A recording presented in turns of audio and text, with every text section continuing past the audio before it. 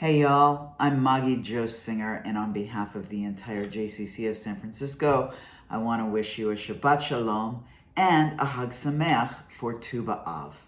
Tu B'Av is this really interesting holiday. It is the 15th of the month of Av, and on this day, it is said that Rabban Gamliel, one of the greats of the ancient times, said that this day and Yom Kippur were two of the most important days of the year because these were the days where young women and young men came out dressed in white, looking great, and they flirted. And later they say, well, why was it Tu B'Av? And it says, well, because that was the day that the daughters of Zelophehad, who were these 5 daughters of a guy who had no sons. And when their father died, the elders were like, well, we're just going to give the property to, I don't know, any old buddy. And these daughters came along and said, no, you're going to give the property to us. And what do you know? A voice from heaven said, yeah, do what they say. Go with the girls. Give the girls what they deserve. So these women are the first people who in the Torah challenge patriarchy in a way that is powerful and tangible. And supposedly then they were super great prospects because they were property owners. So they got to pick who they married, and it was a big deal. And supposedly they picked who they married on Tu B'Av, another reference to this day of partnering, of love, of passion, of flirtation, of kind of juicy, wonderful summeriness. So in honor of that, and it's this Tu B'Av happens on this Shabbat, I wanted to create a cocktail that I felt was juicy and summery and yummy and full of love and flirtatious. So we're going to make a double portion because 2 people should share it. And here are the things that you're going to need, okay? You'll need a jigger, something to measure with, something that has accurate measurement. You'll need some kind of a shaker. I'm using kind of a classic what's called a Boston shaker. But you can, if you have to, you can use a mason jar if you're careful. And you're going to need some kind of a strainer like this to strain it out. As far as the ingredients go, you're going to need some gin or vodka. In my case, I always tend to go with gin because it's more complex, has a lot more flavor. This time I went with this Hedrick's Midsummer Solstice because it's very floral, and I was going for kind of a very rosy floral kind of situation. So I took about a cup of gin and I threw that in a blender and I mixed it with some raspberries and a little bit of fresh strawberries. Really juicy. They've got to be super ripe, fragrant, perfect, like And you just throw it in the blender and buzz it up and then strain it into some kind of a glass like this. Now I went super high-end straining because I like it really clear, and it took a long time, but you could probably use just a kitchen strainer, get most of the pulp and the seeds out, and you'll be fine. So this is raspberry strawberry infused gin. 1 cup of gin. I used about a 1/4 cup of really ripe raspberries and then about 2 or 3 strawberries. You can tailor that to your likes. Then you're going to need some simple syrup. Simple syrup, you should never buy it. If you've got sugar and water, you've got simple syrup. So you use equal parts sugar and water. In this case, I just boiled water in my tea kettle, poured a 1/4 cup of water and a 1/4 cup of sugar, stirred it around until the sugar was dissolved. Boom, simple syrup, good to go. That's 1-to-1 simple syrup. That's the way I like it. It's a little bit sweeter than the 2-to-1. All right, and then you're going to need some freshly squeezed lemon or lime juice. In this case, I used lemon, but I've tried this drink now a few different times, and I like the lime version also. All right, there you go. And here's what you're going to do. You're going to take your, first thing we're going to do is put the wet ingredients in the in our shaker. Oh, right, the garnish. Don't forget the garnish. The garnish is very important. You're going to need some very thinly sliced, and I used white peaches. They look like this. I sliced them very thin. You could use strawberry, you could use orange, you could use anything that's kind of like got a color that's gonna go with this color and that you like the flavor of. I went with the peach because I'm really going for kind of a rosy, summery kind of situation. So I went with the peach. First step then. All right, you're gonna take your jigger. You are going to put 2 ounces. Is that right? No, 1.5 ounces. 1.5 ounces of simple syrup.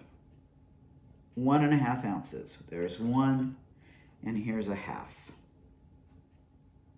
All right, 1.5 ounces of simple syrup. An equal amount of your citrus juice. So in this case, 1.5 ounces of your citrus juice. 1.5. Beautiful. And now you are going to put 3 ounces, a total of 3 ounces of your raspberry infused gin or vodka. If you don't like gin and you just want to go for the fruit flavors, then I'd use vodka. If you like a little more of that complexity, that herbalness like that, I'd use a gin that you like.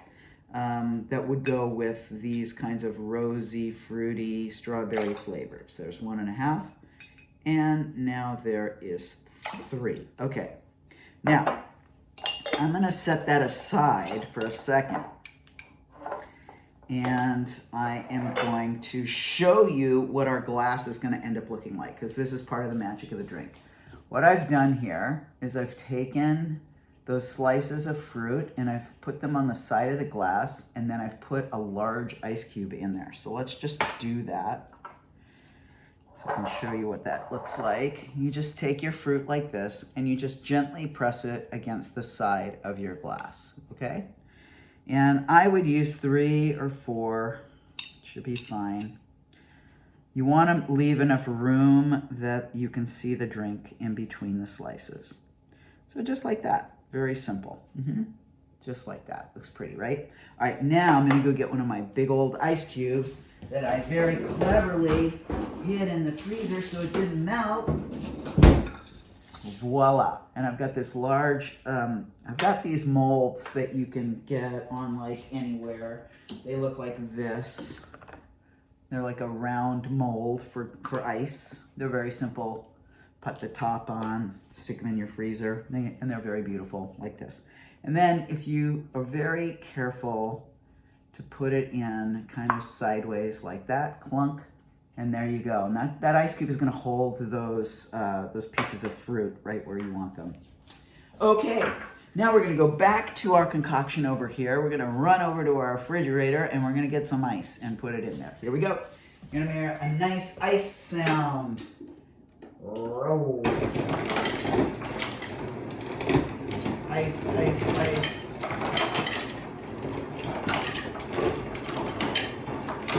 All right, perfect. I've got a little nice ice in that up to the top. And then I put the other half of my thing, give it a tiny little pat. You really don't need to bang that on there. And you always want it at a slight angle like that. You see how that's kind of veering off? That keeps it from locking together when you shake it. Okay, now we're gonna shake.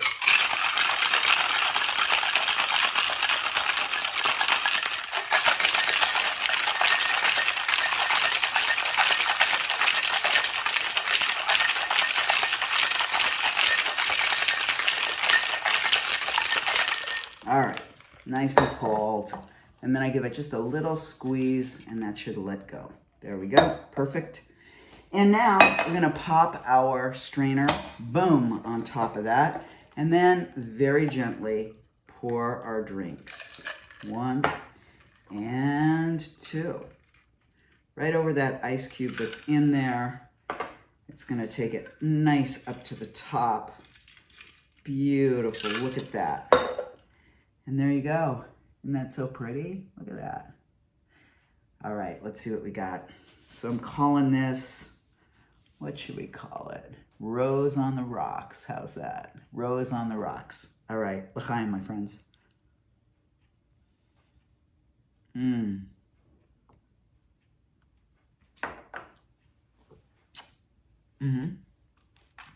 That's a flirty drink. Sweet, tart, rosy, fruity, refreshing, light. It's a very light, the amount of alcohol is very tame, very soft. I think you're really gonna love this, and I hope that you have a Shabbat Shalom. Full of love, full of connection, and full of joy. Shabbos, y'all.